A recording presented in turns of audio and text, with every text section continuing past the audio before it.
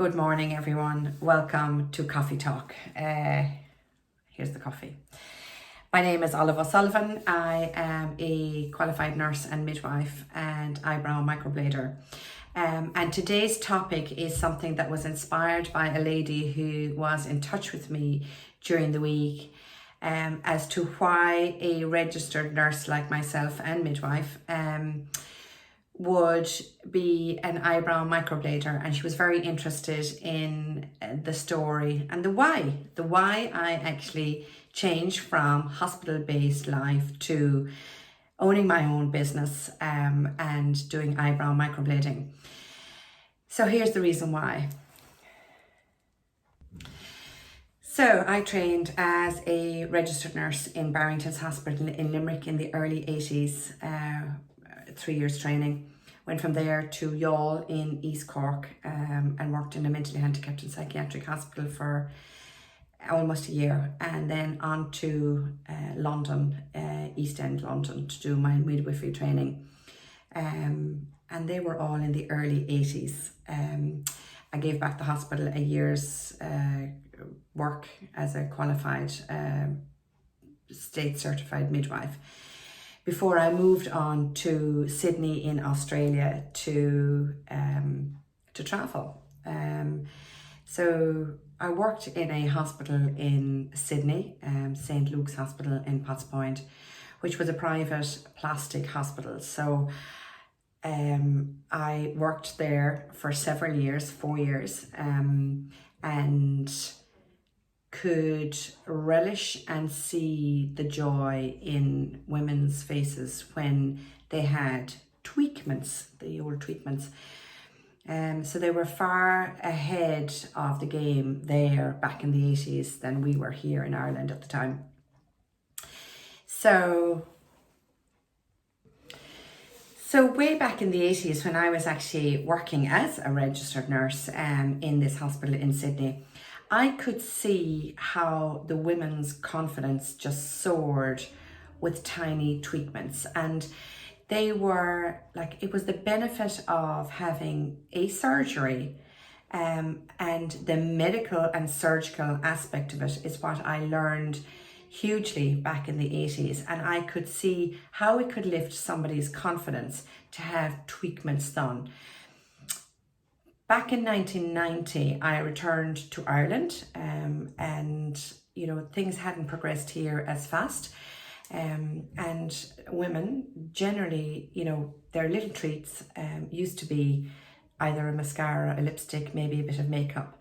But to have something more permanent done was unheard of. And it was an untapped industry, really. Once I saw the difference a tweakment made to somebody's confidence, I just wanted more and more of this. So when I got back to Ireland in 1990, that sort of work wasn't available here in Ireland for me, and I needed to get work, and I was a qualified midwife anyway. So I ended up working in the Bon Secours Hospital in Cork for nearly 12 years. And I worked very closely with an obstetrician who specialised in IVF. So when I had my own family in 1999, he asked me to work for him in his practice, private practice, and I worked for him for 4 years. So I worked very closely with an obstetrician who specialised in IVF. So that's my history. So cancer then knocked on our own doors here in my personal life. My father had non-Hodgkin's lymphoma. My mother-in-law had cancer of the esophagus.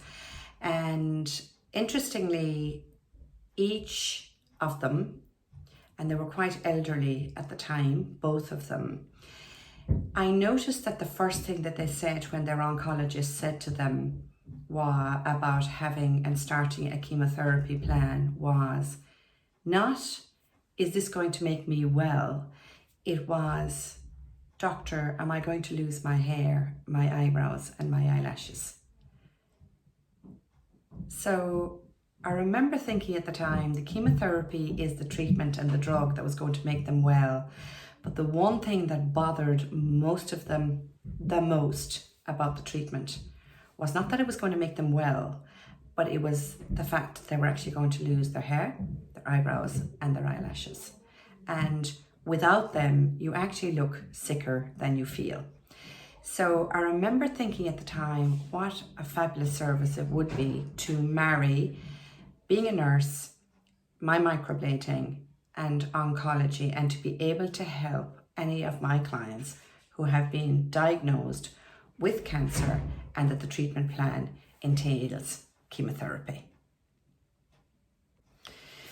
So while a cancer diagnosis is utterly devastating, cancer chemotherapy, radiotherapy and surgery is the treatment. But most clients to date, do think, am I going to lose my hair, my eyebrows and my eyelashes? So when I did my eyebrow microblading training 8 years ago, and I've been doing it exclusively for the last 8 years, 6 days a week, I found that referrals from oncologists, referrals from GPs, the fact that I've been covered by Leah Healthcare for their members, a contribution towards their eyebrow microblading, that the importance of eyebrows is coming more and more to the fore. And it is lovely that this service is available by a qualified nurse in an unregulated industry. So I can work with you, I can work with your oncologist, I can work with your GP in creating a plan for you for your eyebrows, incorporating all of the screenings that we do, taking into consideration the drugs that you're on, making sure that you are a suitable candidate for eyebrow microblading and that absolutely no risk is taken. So this is part and parcel of the screenings that we do here at Browtique. And the fact that we are covered by Leah Healthcare was the cherry on top in relation to our credibility here at Browtique Ireland. So young girls who are have a recent diagnosis and haven't started their family yet are usually given the opportunity to have egg harvesting done. And we will liaise with your oncologist, your in vitro fertilization specialist, and the person who is harvesting your eggs to make sure that when we eyebrow microblade your eyebrows, that it's done in a safe manner and that no risks are taken to hamper any chances of you having or achieving a pregnancy at a later date once your chemotherapy is over. So it's not just cancer chemotherapy clients need to be careful when it comes to the screening. There are lots of other underlying medical conditions that would make somebody an unsuitable candidate for eyebrow microblading. Lots of them, particularly anybody who has mitral valve issues, anybody who has had cardiac surgery, diabetes, anybody who's on anticoagulant therapy, anybody who is in pregnancy, anybody who is breastfeeding, etc. Those of you who have cardiac issues or thyroid issues, they're just to name just a few.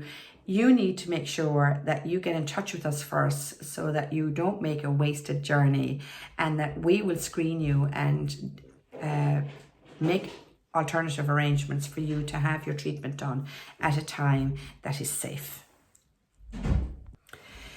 For example, anybody who has cardiac surgery or has a mitral valve issue in their heart usually has to have a doctor's permission antibiotic screening before they have a treatment done for eyebrow microblading. So do reach out. We will liaise with you, we will liaise with your doctor, and we will make sure that this treatment is done in a safe manner. Okay, some blood thinning treatments, you can actually have the treatment done, but most you can't. So at screening time, we will make sure that we advise you accordingly. There are certain drugs that are blood thinners that are absolutely out of the question. You are an unsuitable candidate. But there are other blood thinning agents and treatments as well that are suitable. So it's very important that you're screened properly so that you are not putting you or yourself in danger. If you have a medical history, I highly recommend that you don't book in step one because you may be an unsuitable candidate. So what we really recommend for you at this and that in that instance is that you book in for a consultation, so that it is 50 minutes that we sit down, I go through your medical history, and we have the opportunity to actually ensure that we will be able to deliver the treatment safely to you and that you will be able to receive it safely. As a qualified nurse, we are to make sure that we don't induce any harm. So we will execute due diligence here in Browtique, Ireland, Clonakilty in West Cork. So all you have to do is reach out to us at browtiquecork@gmail.com. Our website is browtiquecork.com, and there is an inquiry form there if you want to make some inquiries or to book in a consultation. Is simple. All you have to do is book in online. It's open 24/7. I'll see you soon, and I hope this video helps. Bye.